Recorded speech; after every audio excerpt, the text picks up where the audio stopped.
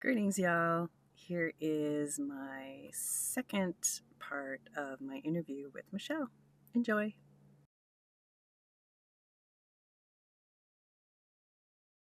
The structures that you have, like, So I built all the cabinets myself, and those great. are working well. I am going to build another cabinet that's going to go back here from floor to ceiling. So I'm going to remove all these hooks and build another cabinet here. And then I have some totes in the back, and I'm hoping to clear those totes out and put things in storage, you know, in the shelving here. Yeah.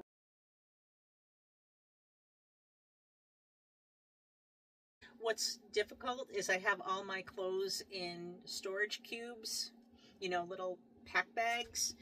I never know, was that sure in this one? Because everything is kind of mixed up. When you do laundry, you just find a place to put it. So that's kind of tough. I remember starting out that way and getting so frustrated, so I just put all the shirts in here, all the pants in there, all the underwear in there. I tried to do that. It just doesn't. I have way too many clothes.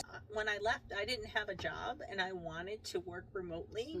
And now I'm working as a contractor for a company, and I never have to be, you know, on camera or anything. So right now, half the clothes I have are, they're unnecessary. Yeah. You could just keep one. Yeah. To be on screen. I had so many pretty clothes when I worked for the county. Exactly, right?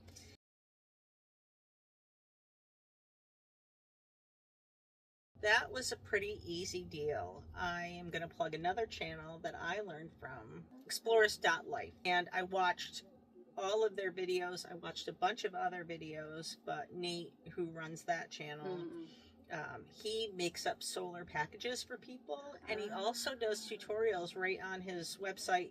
And when you get his kit, the instructions that come with the kit have QR codes to that step. To the video. So if you get stuck and you're reading it and you don't quite understand what he's saying, you can just click on it with your phone, and he just does such a great job. I had a friend that helped me because when I tried to cut like the 4/0 wire, I ordered all the tools that he used and everything, and I tried to clamp that down, and big suckers. I couldn't do it. Yeah, two of my fingers. That's good to have help.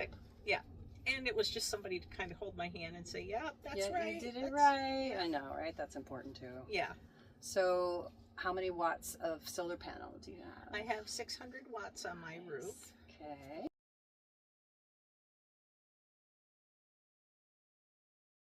I would say 98% of everything was there. I added bug screens just recently. I added a tarp that I can use as a canopy outside, so that's really just kind of a comfort thing. And I added curtains on the inside, but everything else is pretty much as I left. And did you kind of live in it before you launched? No. Yes, I did, but it wasn't all done, right? So my house sold on June 10th. And I was staying in my mother's side yard while I was finishing up. Like, none of the panels were up. It was still pretty empty. None of the solar was up. I have a Dometic fridge freezer that was in here, but that was being run off my Jackery. So I added, you know, all my countertops, all my carpentry really in that last month. I had it all planned out. I joined a makerspace. I had a lot of great mentors there that, you know, would talk me through a process, and they would correct me or give suggestions, I should say, if I was not really thinking it through all the way. And then just have the tools available. Big sheet panel saw, and all of this maple was on a 4x8 sheet. And I cut that down to just over 5 inches on the big panel saw. And then we brought it over to the table saw and made it exactly 5 inches. You did a great job. Thank you. It was 36 planks. 36 And they all had to be whitewashed like 3 times. All on, you know, plastic, and I just went to it, and I was like, oh my gosh, I didn't think it was going to be this much work.